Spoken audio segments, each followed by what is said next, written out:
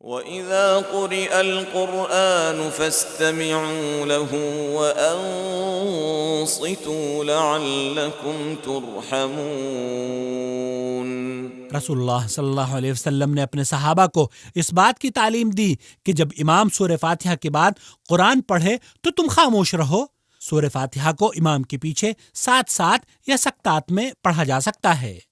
البتہ نبی کریم صلی اللہ علیہ وسلم سے ثابت نہیں کہ آپ نے سورہ فاتحہ کی قرأت کے بعد طویل وقفہ کیا ہو۔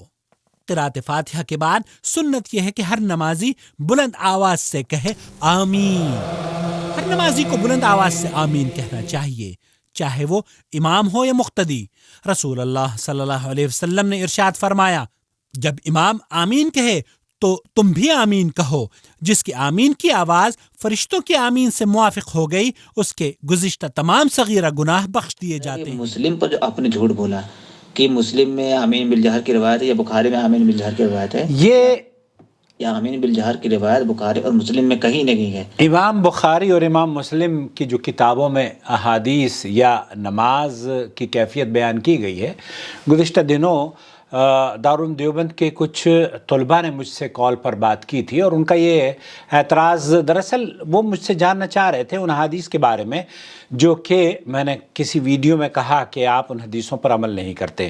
اس سے پہلے کہ میں ان طلباء کی خدمت میں احادیث پیش کروں اور مفتی اعظم شیخ عبدالعزیز بن باز رحمۃ اللہ علیہ سے جو آمین بالجہر کے بارے میں پوچھا گیا تھا وہ آپ کی خدمت میں اختصار سے پیش کروں، یہ عرض کر دینا چاہتا ہوں کہ دارالعلوم دیوبند میں جب میں 1994 میں غالباً گیا تھا تو اس وقت کی بات تھی، اور مجھے میں نے اس بات کا تذکرہ جرید ترجمان میں بھی جو دلی سے شائع ہوتا ہے اس میں کیا تھا، بلکہ ارشد قادری نے تو یہ لکھا ہے اس میں، دہلی سے سہارنپور کا ایک سفر، ایک کتاب ہے ارشد قادری کی، اس نے بہت خوبصورت بات لکھی ہے کہ یہ دیوبندی جو علاقہ ہے یہ ہے مکتب فکر دیوبندی، لیکن ان کا تعلق بریلویت سے خاصا لگاؤ دکھتا ہے، کیونکہ وہاں پر بھی دیوبند میں رہنے کے باوجود بھی عرس اور نہ جانے کیا کیا ہوتے ہیں۔ بہرحال آپ کا یہ فرمانا کہ وہ اچھا، انہوں نے مجھ سے پوچھا کہ وہ کون سی احادیث ہیں جو کہ جن پر ہم عمل نہیں کرتے، تو اس کی تفصیل سے میں نے گفتگو ریکارڈ کی ہے، وہ آپ انصاف سے کام لیجئے گا اور اس کو دیکھ لیجئے گا، وہ حدیثیں میں نے پیش کر دی ہیں۔ اب ان کا یہ اعتراض ہے کہ امام بخاری اور مسلم میں وہ آمین بالجہر کی حدیث نہیں ہیں۔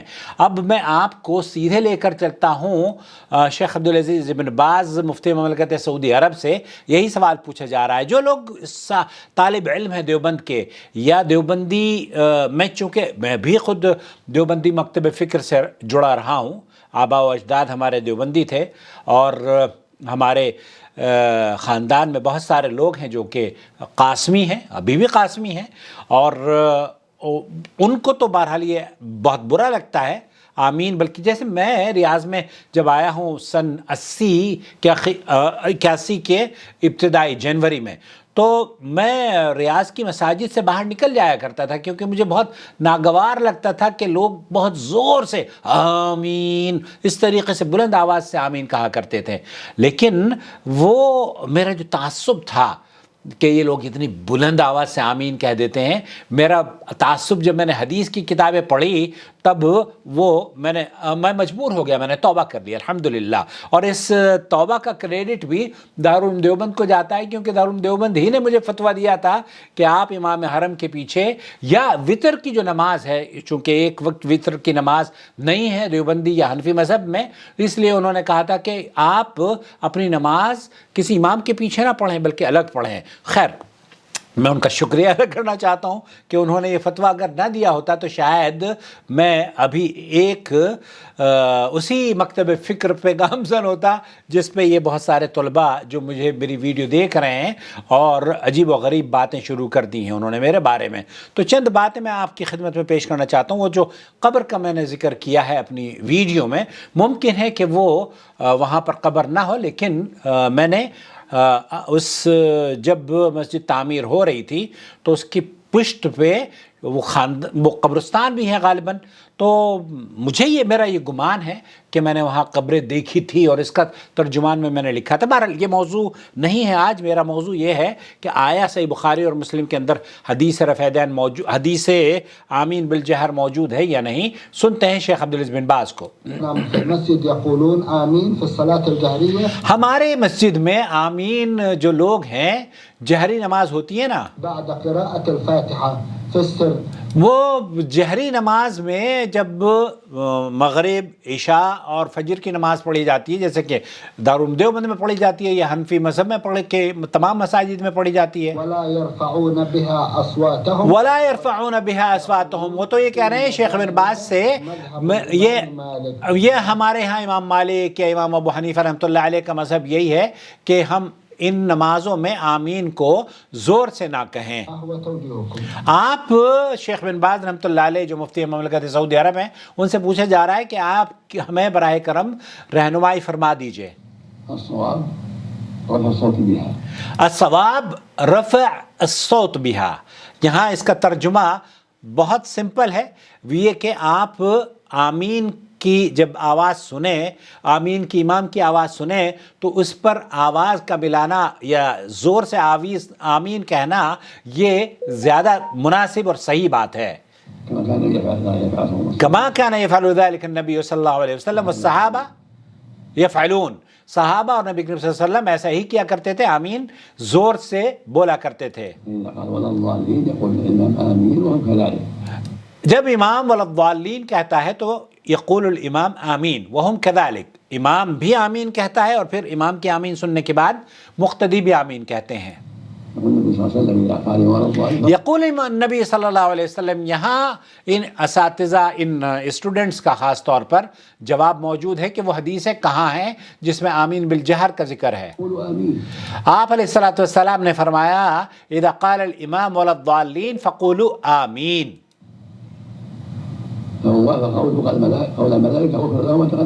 آپ کی فمن وافقت قولہ قول الملائکہ غفر لہ ما تقدم من ذنبہ. تو آپ کی آمین اگر ملائکہ کی آمین سے مطابقت کر گئی تو آپ کے تمام گناہ بخش دیے جاتے. صرف آمین کہنے سے گناہ بخشے جا رہے ہیں پورے. الرفع الصوت بها. السنہ یہی ہے کہ آدمی ان آوازوں میں رفع جو آمین کی آواز ہے وہ بلند آواز سے کہے جہری نمازوں میں. الامام والمأموم جمیعا والمنفرد فی الجہریہ. اگر آپ اکیلے نماز پڑھ لیں نا والضالین کہیں تب بھی آپ آمین کی آواز بلند آواز سے آمین کہیں. اچھا اب آپ کو حدیث چاہیے. حدیث یہ ہے کہ اللہ کے رسول صلی اللہ علیہ وسلم عن ابی ہریرہ ان رسول اللہ صلی اللہ علیہ وسلم قال اذا قال الامام غیر المغضوب علیہم والضالین فقولوا آمین فانه من وافقت قوله قول الملائکہ غفر له ما تقدم من ذنبه. اس حدیث کو آپ اندازہ کیجئے، یہ حدیث نمبر 782 ہے اور امام بخاری اور امام مسلم یہ متفق علیہ حدیث ہے. اس کا ترجمہ بھی آپ کی خدمت میں پیش کر دیتا ہوں. حضرت ابو ہریرہ سے مروی ہے کہ رسول اکرم صلی اللہ علیہ وسلم نے فرمایا کہ جب امام غیر المغضوب علیہم والضالین کہے تو تم بھی آمین کہو، کیونکہ جس نے فرشتوں کے ساتھ آمین کہی اس کے پچھلے تمام گناہ معاف کر دیے جاتے ہیں.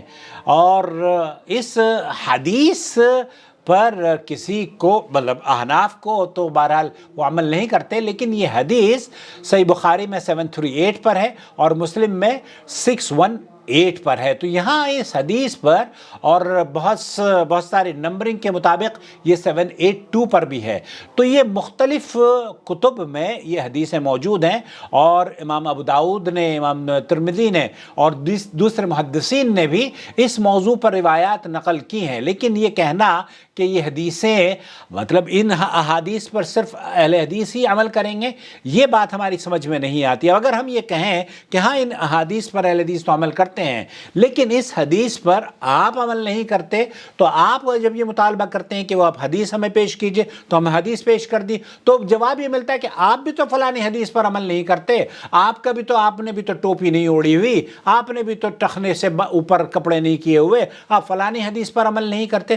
تو سوال کا جواب اور جواب پر اعتراض کرنا یہ عجیب و غریب بات ہے، یہ عجیب و غریب انداز ہے۔ آپ کو جب سوال کرنا ہو تو سوال کیجئے، لیکن جب کسی نے سوال کا جواب دیا ہے اور جواب آپ کے مطابق دے رہا ہے، تب آپ یا تو اس کو کہہ دیجئے کہ ہم اس کو قبول کرتے ہیں یا اس کو ریجیکٹ کر دیجئے۔ لڑائی کی تو بات نہیں ہے نا۔ اب جو اختلافات آپ بیان کرنے کی کوشش کر رہے ہیں کہ اہل حدیث آمین بالجہر کی حدیث نہیں دکھا سکتے، یہ حدیث قول النبی صلی اللہ علیہ وسلم اذا امن الامام فامنوا، اور وکان النبی صلی اللہ علیہ وسلم قال ابن شہاب وکان رسول اللہ صلی اللہ علیہ وسلم یقول آمین۔ اس حدیث میں امام بخاری اور مسلم نے جو نقل کی ہے، امام یہ کہتے ہیں کہ اللہ کے رسول صلی اللہ علیہ وسلم آمین زور سے فرمایا کرتے تھے۔ آمین زور سے مطلب آمین اگر نبی کریم صلی اللہ علیہ وسلم کہیں گے امام جب نماز پڑھا رہے ہیں تو کم از کم اتنی بلند آواز سے تو کہتے ہوں گے نا کہ پیچھے جو راوی حدیث ہے اس کو سنائی دے دی، تو یہ جہری ہوا ہے یا سری ہوا، اتنی بات سمجھ میں نہیں آ رہی ہے آپ کو۔ بہرحال آپ کا موقف ہے، آپ اس کو کہتے ہیں کہ ہم سری اپنے پست آواز کرتے ہیں، لیکن احادیث سے جو بات شیخ عبدالعزیز بن باز اور مفتی مملکت سعودی عرب اور دیگر علماء نے، یہاں کے ائمہ حرمین، جب آپ حرم میں آتے ہیں نا تو امام کعبہ اور تمام آواز گونج پڑتی ہے۔ صحیح بخاری اور مسلم میں تو آپ کو یہ بھی مل جائے گا کہ مسجد نبوی کی جو چھت ہے وہ گونج جایا کرتی تھی، احادیث کی کتابوں میں آپ کو مل جائے گا۔ کیونکہ اب آپ یہ کہیں گے کہ ہمیں تو فلانی حدیث نہیں ملی، تو اب جب میں نے آپ کو بتا دی ہے